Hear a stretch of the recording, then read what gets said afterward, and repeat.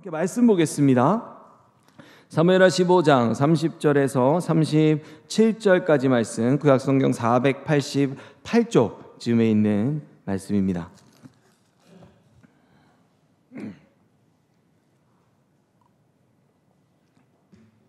15장 30절에서 37절까지 말씀 함께 교독하겠습니다. 제가 먼저 읽고 마지막 말씀 같이 보겠습니다.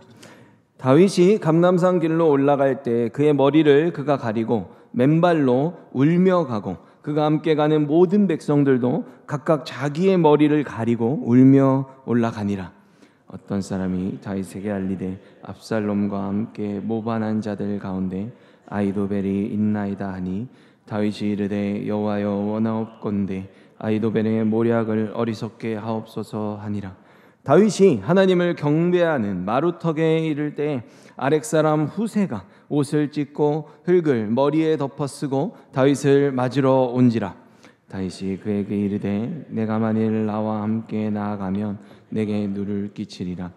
그러나 내가 만일 성읍으로 돌아가서 압살롬에게 말하기를 왕이여 내가 왕의 종이니이다. 전에는 내가 왕의 아버지의 종이었더니 이제는 내가 왕의 종이니이다 하면 내가 나를 위하여 아히도벨의 모략을 패하게 하리라.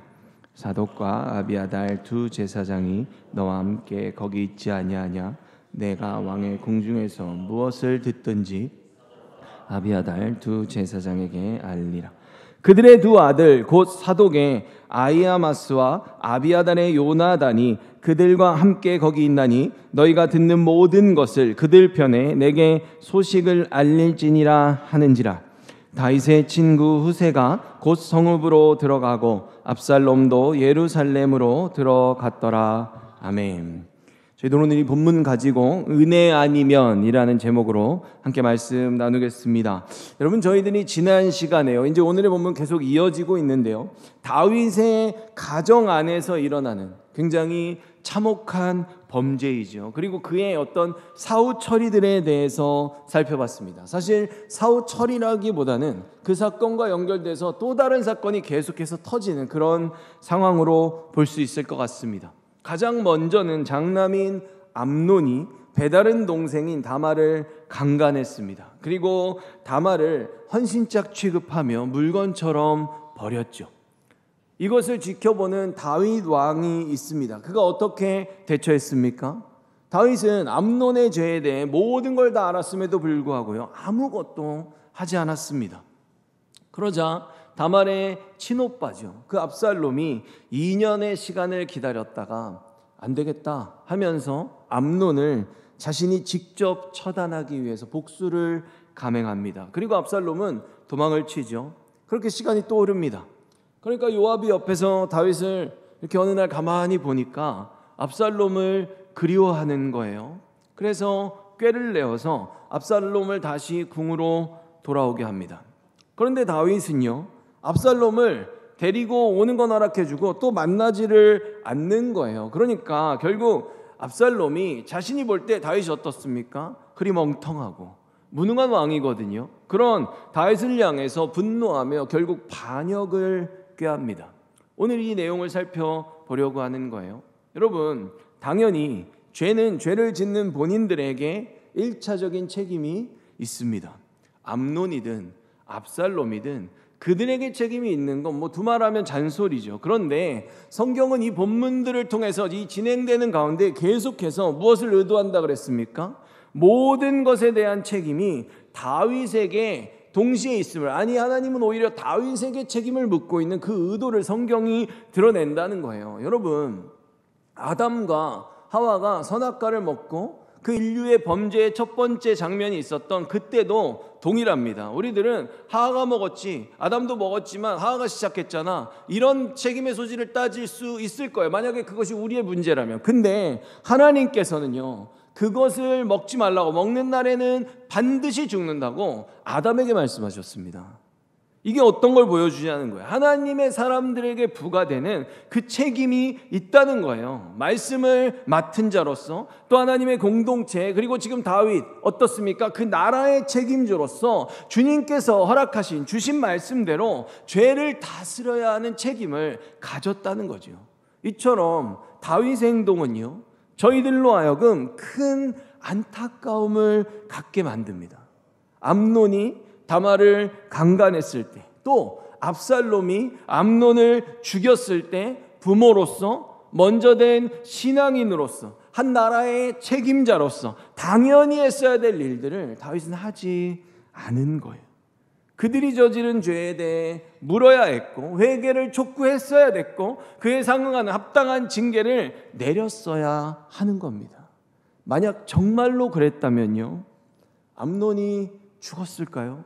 전 암논이 안 죽었을 것 같아요.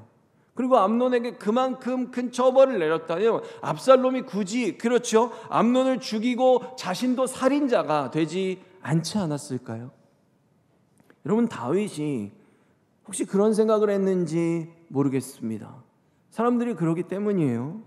암논도 압살롬도 그냥 가만히 내버려 두고 충분히 시간이 지났으니까 다윗이 속으로 그러던 거죠. 저들도 아마 혼자서 충분히 회개했을 거야. 잘못했다고 많이 반성했을 거야. 그리고 나도 이미 내 마음으로는 그들을 다 용서했어. 이런 생각을 다윗이 하지 않았겠냐는 거예요. 여러분, 정말로 예수님께서 그런 말씀하셨죠. 70번씩 7번이라도 용서하라고 말씀하셨습니다. 이거는 70 곱하기 7 해가지고 490번 용서하고 491번째에는 그냥 아주 혼내라고 주신 말씀이 아니에요. 완전수인 7이 2번 곱해지고 거기에 충만한 숫자인 10이 또 곱해짐으로써 한마디로 무한대로 용서해 주라는 말씀이에요. 그런데요, 이런 용서는요, 언제나 전제 조건이 있는데 바로 회개가 있어야 되는 겁니다.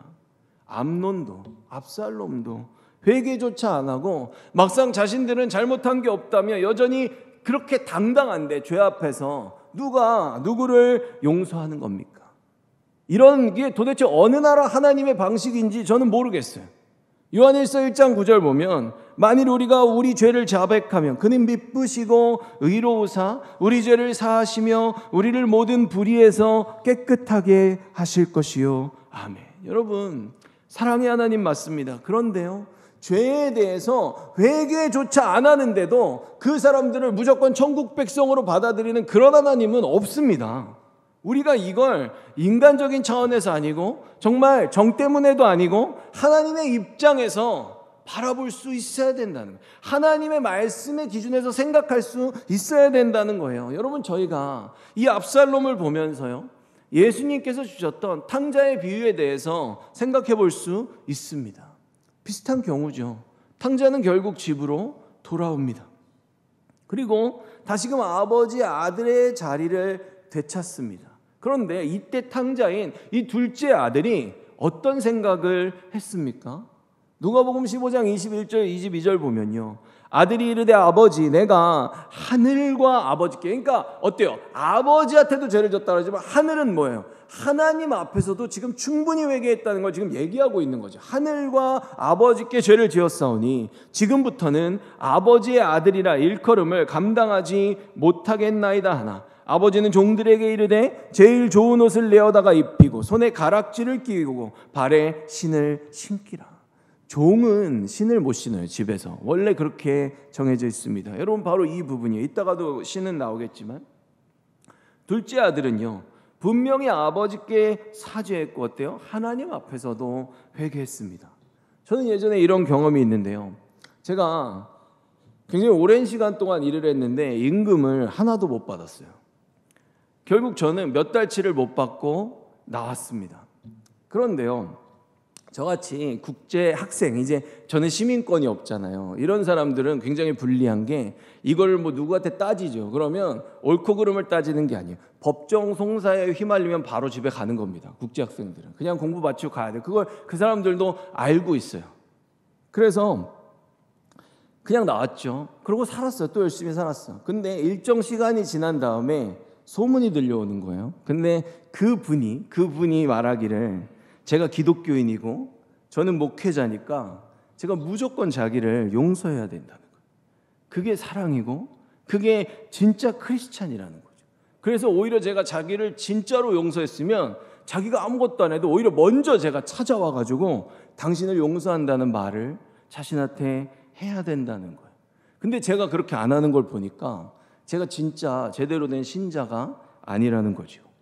여러분은 이 상황을 어떻게 생각하십니까? 제가 사랑이 없는 걸까요? 여러분, 저는요, 그분을 그때 보면서 정말 그분이 아주 파렴치할 정도로 죄에 대해 뻔뻔하다고 생각했습니다. 여러분, 그런 사람은요, 하나님의 사랑과 용서에는 분명한 전제 조건이 따른다는 걸 모르는 거예요. 우리들의 크리스찬이라는 신분을 그냥 이용하는 거죠. 저는 영적 무지함이라 생각합니다. 여러분, 그러면 저는 그 사람을 용서했을까요? 당연하죠. 저는요, 이제는 그때의 상황들이 뭐 이렇게 아주 소소하게는 잘 생각도 안 나요.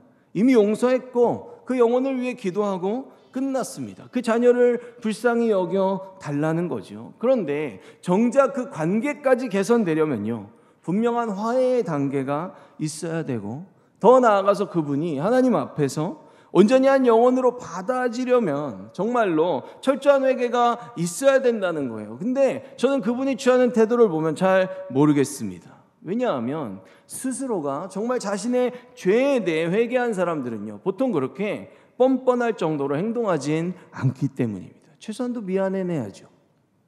여러분, 이 세상엔요, 하나님의 사랑을 오해해서 이런 생각을, 행동을 하는 사람들이 있다는 겁니다. 저만 그런 경험을 많이 했는지 모르겠지만 의외로 저에게 많았어요. 여러분, 제가 예전에 한국에서 목사 안수를 받으려고 들어와서 교회를 잠시 섬긴 적이 있어요. 근데 저희 교회에 매주 월요일마다 찾아오는 분이 있었어요. 와서 막 문을 막 열 때까지 계속 두드려요. 음식을 달라고 했고 현금도 요구하셨습니다. 제가 굉장히 오랜 시간 동안 거의 한 근 1년을 드린 것 같아요. 평소처럼 또 그날도 반찬도 드리고 식사 이제 밥도 이렇게 따로 준비해 놨다 드리고 제가 일정에 이제 현금을 드렸어요. 근데 그날은 저한테 화를 내더라고요. 대뜸 화를 내요. 그래서 왜 그러시냐고 그랬더니 하는 말이, 옆에 교회는 반찬에 고기도 더 많이 넣어주고 돈도 몇천 원 더 준다는 거예요. 그런데 여러분, 그게 벌써 10수년 전이기 때문에 한 끼 식사는 충분한 2끼 정도 식사를 하실 수 있을 정도의 금액을 제가 드렸어요. 근데 저한테 뭐라면 이게 안 된다고, 이 교회는 사랑이 없다는 거예요. 그러면서 저한테 소리를 치시더라고요. 여러분, 동일하죠. 이런 분들은요, 하나님의 사랑에 대한 전제 조건에 감사가 있다는 걸 잃어버린 모습입니다. 여러분, 우리가요, 예수님 믿는 사람들 맞죠? 그리고 우리도 그 사랑을 받았어. 그리고 그 사랑을 실천하면서 살아가는 것도 맞아요. 다 맞아요. 근데 그 사랑에도 전제 조건이 있습니다. 예수님의 구원에도 믿음이라는 단계가 있잖아요. 내가 잘못했다 하면 잘못을 범한 당사자에게 합당한 사과가 있어야 되고, 하나님을 향해서는 회개가 있어야 되고, 그런 회개의 심령이 있을 때 진실한 화해와 용서가 이루어질 수 있는 거죠. 또 내가 누군가에게 도움을 받았다면요, 그것이 크던 작던 크기에 상관없이 그에 상응하는 감사의 마음을 가질 줄 알아야 된다는 거예요. 그게 바로 하나님의 사랑을 잘 받아낸 사람들의 올바른 자세인 겁니다. 우리가 무슨 비굴해지라는 게 아니에요. 진정으로 돌이키고 진정으로 감사하는 겁니다. 여러분, 그렇다면요, 저희들은 하나님을 향해서 어떻습니까? 혹시 매속 받고 있는 그 반찬과 밥, 그 돈이 적다면서 불평하는 그분처럼 혹시 하나님에게 우리가 대하고 있지는 않느냐는 거예요. 여러분, 우리는 예수 그리스도의 사랑 앞에서 얼마만큼 감사하고 그에 상응하는 얼마만큼 올바른 삶으로 반응하고 대응하며 살아가고 있습니까? 혹시 이미 받은 것들은 그냥 거기서 시작하는 거예요. 다 내 거예요. 너무나 당연해. 여러분, 그런 사고방식은 이것을 이미 내가 받을 자격이 있다는 걸 내가 인정하고 시작하는 거잖아요. 이거는 이미 다 내 거라는 것을 생각하고서 그 위로 대하는 거잖아요. 이것이 잘못됐다는 거예요. 우리는 자신을 늘 돌아보고 돌이킬 줄 알아야 됩니다. 저는 저희들이요, 주님께서 보실 때 뻔뻔한 인생을 살지 않았으면 좋겠습니다. 여러분, 구원받았고 주님이 우리의 죄를 용서해 주시는 거, 그거 당연한 거 아니에요. 왜 해줘야 됩니까? 근데 그건 이제 다 끝났어. 그리고 난 거기에 감사를 충분히 했어. 그리고 받은 건 다 당연히 여기고요. 이제는 뭔가 새로운 걸 위해서 계속해서 더 달라고 기도하고 조릅니다. 그래놓고 하나님이 안 주면 삐지고, 하나님을 향해서 내 기도에 응답하시지 않았다고 말하고, 하나님을 멀리하는 거, 이게 옳으냐는 거예요. 그걸 혹시 안 주시면 우리는 더 이상 신앙생활을 할 이유가 없는 겁니까? 하나님이 우리한테 물으면 어떡할까요? 구원만으로는 안 되겠냐고. 여러분, 우리가 정말로 주님의 백성이 되기를 원하고 영원한 나라에 이르기 원하면요, 우리가 주님께 뭘 더 받아야 되는 겁니까? 사실 더 받을 게 없죠. 그게 정상이에요. 그리고 이미 받은 것도 하나도 당연하지 않습니다. 평생을 감사해도 갚을 수 없는 사랑이에요. 그런데도 혹시 누군가 나를 또 계속 비교하면서 하나님께 더 많은 걸 요구하고 안 주면 불평하고 서운해하는 마음이 우리들에게는 있지 않느냐는 거죠. 만약 다윗이 압살롬을요 정말로 사랑했다면, 그가 그만큼 하나님께서 자신에게 베풀었던 그 사랑의 깊이를 더 깊이 깨닫고 이해했다면 다윗은 왕으로서 분명한 태도를 취했어야 됩니다. 왜냐하면 이스라엘도 자기 게 아니고요, 암논과 압살롬도 여러분 자녀도 우리 거 아닙니다. 하나님이 우리들에게 하나님의 사랑과 하나님의 삶의 방식들을 그에게 보여주고 그들을 하나님의 뜻대로 다스리라고 우리를 대리자로 세워주신 것이요, 마치 이미 받은 구원이 당연히 내 거라고 생각하면서 살아가는 모습이요, 다윗이 어떤 거예요? 왕으로서 내가 갖고 있는 모든 권한과 내 자녀들이 내 뜻대로 해도 된다는 생각 때문에 다윗이 지금 잘못하고 있다고요. 내가 뭔가를 당연히 여기고 내가 뭔가 갖고 있는 것도 내 것이라 여기면서 그냥 내가 넘기고 싶으니까 자연스럽게 그냥 넘기면서 살아가는 이 모습들이 너무나도 닮았다는 거죠. 하나님이 보실 때 그 모습들이 교만한 거고요, 뻔뻔한 겁니다. 왜 그렇습니까? 본질을 잃어버렸기 때문이에요. 원래 나의 위치는 어디입니까? 그걸 망각하고 있어요. 우리는 여러분 아무것도 아니에요. 성도로서, 부모로서 해야 될 합당한 처사를 취하지 않으면 안 된다고요. 근데 지금 다윗은 어때요? 하지 말아야 되는 건 하고, 그 자기 권한이라고 생각하니까 지 멋대로 쓰는 거죠. 해야 할 건 안 하고, 밧세바는 취하고, 암논과 압살롬은 혼내지 않습니다. 여러분, 우리는 대리자일 뿐이지 우리는 주체자가 아니에요. 이게 뭐예요? 주제 파악을 못하고 있는 거예요 지금. 여러분, 그렇게 다윗은 가만히 있습니다. 압살롬은 그런 무책임한 다윗을 원망하면서 반역을 꾀하죠. 그리고 오늘 압살롬의 반역이 일어난 다음에 다윗은 급하게 도망칩니다. 하나님의 기름 부음을 받은 왕이 그 사명을 똑바로 감당하지 못해서 하나님의 나라에서 쫓겨난다는 게 너무도 가슴 아프지 않습니까? 하지만 저희들이요, 하나님의 역사를 바라볼 때 인간의 실패를 하나님의 실패로 여길 필요는 없습니다. 왜냐하면 우리로 인해서 하나님은 절대로 실패하지 않으시기 때문에. 물론 우리가 망쳐놓은 걸 제자리로 돌리려면요 시간이 필요하고 그만큼 또 다른 역사들이 요구됩니다. 그러나 그렇다고 해서 하나님의 역사 자체가 막히는 건 아니라는 거예요. 우리 아무것도 아니거든요. 여러분, 다윗은 오늘 이제 궁을 떠나 광야로 나갑니다. 그런데 제사장 사독과 아비아달 그리고 모든 레위 사람들이요 언약궤를 가지고 다윗을 따라옵니다. 왜 그러냐면 언약궤가 하나님의 함께하심을 상징하는, 임마누엘을 상징하는 물건이기 때문이에요. 이처럼 지금 압살롬이 있는데, 압살롬이 이제 어찌 보면 권세를 잡았는데도 제사장들은 지금 목숨 걸고 다윗을 따르잖아요. 그런 걸 보면 압살롬은 지금 우리가 보면요, 압살롬은 하나님을 신앙하지 않아요. 하나님 얘기 전혀 하지 않거든요. 게다가 주님께서 기름을 부어서 세우신 왕은 더더욱 아니죠. 여러분, 그러니까 제사장들의 입장에서 볼 땐 기름 부음을 받은 다윗을 따르는 게 당연한 거예요. 그런데 다윗은 이 언약궤를 다시 돌려보냅니다. 굉장히 특이한 거예요. 어찌 보면 뭐 이게 옥새인 것처럼 내가 가지려고 할 수도 있는데 다윗은 이걸 돌려보내요. 그러면서 이런 얘기를 해요. 25절이죠. 왕이 사독에게 말했습니다. 하나님의 궤를 성 안으로 다시 가지고 가시오. 여호와께서 만약 나에게 은혜를 베푸신다면 나를 다시 돌아가게 해 주실 것이오. 여호와께서는 언약궤와 예루살렘을 다시 볼 수 있게 해 주실 것이요. 아멘. 그러니까 어떤 얘기예요? 만약 내가 여호와께 다시 은혜를 입을 수 있다면 나를 인도하사 그 궤와 그 계신 곳을 다시 보이시리라 라고 말하는 거예요. 여러분, 사실 이 대목이요, 다윗이요, 이제서야 압살롬까지 일어서니까 이제서야 자신의 본래 신앙을 회복하고 있는 그 모습을 드러내는 겁니다. 여러분 생각해 보세요. 예전 엘리가 대제사장일 때, 그때요, 하나님한테 신나게 범죄란 범죄는 다 저질러 놓고 전쟁에서 이기겠다고 뭘 가져갑니까? 언약궤를 가져가죠. 무작정 언약궤를 들고 나가요. 그랬다가 어떻게 해요? 그 언약궤 뺏기죠. 그런데 지금 다윗은 어떤 생각을 하는 거예요? 다윗이 굉장히 성숙한 거예요. 제가 지난 시간에 다윗이 엘리가 그 자녀들을 그렇게 해서 범죄하고 이스라엘을 무너뜨렸던 것처럼 이 사무엘서가 지금 처음으로 다시 돌아갔다고 말씀을 드렸죠. 근데 다윗은 지금 보면 엘리하고 그릇이 다릅니다. 왜냐? 다윗은 언약궤를 돌려보내요. 어떤 생각이에요? 나한테 지금 필요한 건 언약궤란 물건이 아니라는 거예요. 지금 나에게 필요한 건 하나님의 은혜라는 거죠. 그래서 내가 만약 그 주님의 은혜를 입을 수 있다면 내가 그 궤를 다시 볼 것이다 라고 고백하는 거죠.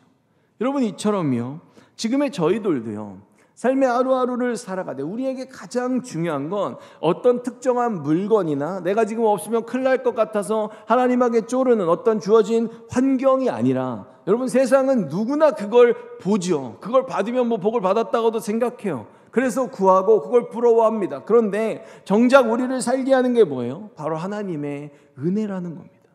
그게 없으면 안 된다는 거예요. 그래서 하나님의 백성들은요, 아무리 내가 힘들고 아무리 가진 게 없어도 주님 앞에서 내 자리와 내 신앙을 지킬 줄 알아야 되는 겁니다.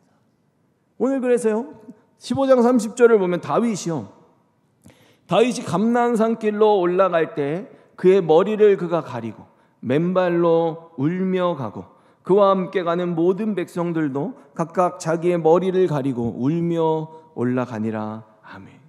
다윗으로부터 시작해 총체적인 그와 함께한 모든 백성들이 다 같이 회개하는, 어찌 보면 아주 제대로 된 영적 지도자의 모습을 이제서야 다시 보이고 있는 거예요. 이렇게 감람산길로 올라가면서 머리를 가린다. 머리를 가린다는 게 이게 뭐냐면, 다말이 머리에 그 재를 뿌렸잖아요. 재를 뿌렸던 것과 같은 행동이에요. 내가 그만큼 범죄한 자다. 내가 이렇게 비천한 자의 모습을 가진 그런 자입니다 라는 고백이죠. 그러고 지금 다윗은 어때요? 맨발로 걸어갑니다. 아까 말씀드렸죠. 고대 근동지방에서 계급들 중에 가장 낮은 노예 계층은요, 집에서 신을 신지 않았습니다. 주인이 아니란 뜻이에요. 지금 하나님께서 광야에서 모세에게 거룩한 땅에서 신을 벗어라 라고 모세한테 그러셨죠. 여호수아도 군대장관 만났을 때 신발을 벗죠. 이게 뭡니까? 나의 삶의 주인은 주님밖에 없습니다라는 고백이란 말이에요. 지금 다윗이 돌아간 거죠. 그렇죠? 그동안 나를 중심에 세우고 무엇이든 나에게 주신 권한은 내 것이라 여기며 내가 하고 싶은 대로 판단하고 행동하고 그랬는데, 이제 그 교만함의 자리에서 이제는 다윗이 어떤 고백을 하고 있어요? 나는 아무것도 아닙니다 라는 그 자리, 가장 낮은 겸손한 자리로 지금 돌아왔음을 보여준다는 거지요. 여러분, 만약 지금의 저희들이요, 내가 세상적으로 뭔가 그래도 내 곁에 있는 누군가보단 조금 더 뛰어난 것 같고 높은 것 같고 나아 보이는 것 같고, 만약에 그렇다면 그 모든 자리와 그 모든 환경은요, 하나님께서 다 주셨기 때문에 가능한 겁니다. 우리는 다 아무것도 아니에요. 여러분, 아무리 작은 자리라도, 아니 정말 큰 자리라 해도 다 똑같습니다. 예외가 없어요. 그래서 저희는 명확하게 깨달아야 됩니다. 우리는 주님의 은혜가 없으면 아무것도 아닙니다. 이걸 잊으면 안 돼요. 만군의 여호와여, 창조주여, 전능자이신 그 주님 앞에서 우리는 이걸 늘 기억하며 살아야 돼요. 본래 우리의 자리는 가장 비천하고 낮은 종의 자리라는 걸 잊으면 안 됩니다. 다윗이 어때요? 이걸 잊었어요. 살면서 이걸 잊으면, 저는 그렇게 생각해요. 하나님이 지금 다윗을 정말로 사랑합니다. 하나님이 정말로 우리를 사랑하시잖아요. 그럼 이 지금 다윗처럼 되면 이거를 깨닫는 그 자리까지 우리를 끌어내리신다고요. 저는 이게 사랑이라고 확신합니다. 성경이 그렇게 말하기 때문이에요. 이처럼 지금의 다윗은요, 다시 하나님 앞에 철저히 회개하며 자신을 낮추고 있습니다. 그러자 하나님께서 그 주님의 편에 서서 그 주님의 시선으로 기도하는 다윗에게 응답하세요. 여러분, 누군가가 성공을 위해 기도할 수 있어요? 만약에 그 성공을 위해 한 기도가 응답되지 않으면 기도가 응답되지 않은 겁니까? 저는 그렇게 생각하지 않아요. 여러분, 만약에 성공해서 그 사람이 너무 잘 돼가지고 교만해가지고 하나님 버리고 세상으로 나간다면 그 사람 성공하게 하면 안 되는 거 아닙니까? 하나님이 막아야죠. 그건 하나님의 응답 아닙니까? 주님의 백성으로 잘 살고 싶어서 기도하는 거잖아요. 지금의 다윗은요, 다시금 하나님의 입장으로 그분의 시선으로 돌아와서 주님의 은혜를 구하고 있어요. 저희가 다음 시간에 살펴보겠지만 이 압살롬에게 쫓겨났을 때 다윗은 시편을 다시 많이 씁니다. 그러면서 다윗은요, 하나도 불평하지 않아요. 감사합니다. 주님만이 나의 피난처이심을 고백한다고요. 마치 오늘의 설교 제목처럼 지금까지 내가 뭘 판단하고 그 뜻대로 이루면서 살아왔다면 이제는 다시금 나는 주님의 은혜가 아니면 살 수 없는 자의 자리로 지금 돌아오는 거지요. 다시금 본래 다윗으로 그 하나님의 사랑을 받는 자라는 그 다윗이라는 이름에 걸맞는 자로 회복되는 겁니다. 그런데 낮은 자리로 울며 회개하며 내려가는 다윗에게 청천벽력 같은 소식이 또 들려와요. 다윗의 모사였던 아히도벨, 즉 밧세바의 할아버지라 그랬죠. 이 아히도벨이 굉장히 훌륭한 사람인데 어떻게 해요? 반역한 그 압살롬의 편에 섰다는 거예요. 그러니까 이어지는 다윗의 반응이요, 굉장히 두려워합니다. 아히도벨이 거기 있다고 하니까. 그만큼 그가 얼만큼 뛰어난 사람인지, 그리고 아히도벨이 다윗의 약점이 이거다, 지금 공격해야 된다, 이렇게 말하는 그 내용을 보면 굉장히 지혜로운 사람이었단 말이에요. 그래서 다윗이 그 상황에서 주님께 기도합니다. 제발 아히도벨을 어리석게 해달라고 간구하는 거죠. 그만큼 아히도벨을 잘 아는 거죠. 그가 뛰어난 자라는 걸. 그런데 이제 가장 비천한 자리에서, 이 높은 하나님의 권세의 자리가 아니라 가장 낮은 자리에서 울며 맨발로 걸으며 철저히 회개하는 이 다윗의 기도가요, 그가 평생 드린 어떤 기도보다도 빨리 응답됩니다. 왜냐하면 이 기도를 하자마자 그 아히도벨의 계획을 실패로 돌릴 수 있는 후세를 바로 만나기 때문이에요. 이게 30절에 32절에 이어지는데요. 한번 보면 다윗은 울면서 올리브산으로 올라갔습니다. 이 감람나무가 올리브나무라고 말씀을 드렸죠. 다윗과 함께한 모든 백성도 울면서 올라갔습니다. 어떤 사람이 다윗에게 알리되 압살롬과 함께 모반한 자들 가운데 아히도벨이 있나이다 하니 다윗이 이르되, 기도하는 거죠. 여호와여, 원하옵건대 아히도벨의 모략을 어리석게 하옵소서. 지금 31절에 기도를 했어요. 그리고 31절에 기도를 하자마자 바로 다윗이 언덕을 올라가면서 기도를 한 거죠. 근데 그 언덕에서 바로 만나는 거예요. 32절에 다윗이 하나님을 경배하는 마루턱에 이를 때 아렉 사람 후세가 옷을 찢고 흙을 머리에 덮어쓰고 다윗을 맞으러 온지라. 어때요? 기도하자마자 언덕에 올라갔는데 바로 후세를 만나는 거죠. 그래서 여러분 되게 재밌습니다. 후세의 이름이 뭔지 아세요? 신속함입니다. 여러분 되게 흥미롭지 않습니까? 이 기도가 그래서 제가 보는 성경에 나오는 모든 기도들 중에 가장 빠른 응답이지 않을까라고 생각해 봅니다. 그래서 이런 후세의 책략을 통해 아히도벨이 어때요? 결국 실패하고 그는 자살합니다. 여러분, 이처럼 하나님께서는 자신의 모든 걸 내려놓고 회개하며 겸손히 행하는 자의 기도에 바로 응답하신다는 거예요. 어떤 것도 내 것이 아니고 저희는 삶의 그 모든 자리에서 말씀대로 행하며 내가 여기서 어떻게 주님의 성품을 하나라도 더 드러낼까, 이것을 고민하며 살아야 된다는 거예요. 그렇게 저희가요, 과연 어떤 마음가짐으로 어떤 위치에서 기도할 때 주님께서 오늘 다윗에게 응답하시는지를 봤으면 좋겠습니다. 말씀을 맺겠습니다. 여러분, 오늘 다윗은요, 언약궤라는 그 눈에 보이는 화려한 허상을 쫓기보다는 나에게 필요한 하나님의 은혜를 구합니다. 그러면서 교만하게 지금껏 이것을 내 것이라 여기며 살아왔던 자신의 그 과거를 이 감당할 수 없는 고난 앞에서 다시금 다 내려놓으며 철저히 회개합니다. 낮은 자리로 다시 내려갔어요. 그렇게 다시금 하나님의 사랑을 받는 그 종의 자리에서 다윗이 기도했을 때 그는 이 세상에서 가장 신속한 응답을 받았습니다. 여러분, 다윗은 궁에서 쫓겨났어요. 어찌 보면 왕으로서 굉장히 부끄러운 일입니다. 치욕스러운 경험일 거예요. 그런데 그가 이 왕으로서의 그가 누렸던 가장 큰, 어찌 보면 만났던 가장 큰 인생의 실패가 그를 다시금 다윗으로 만들었습니다.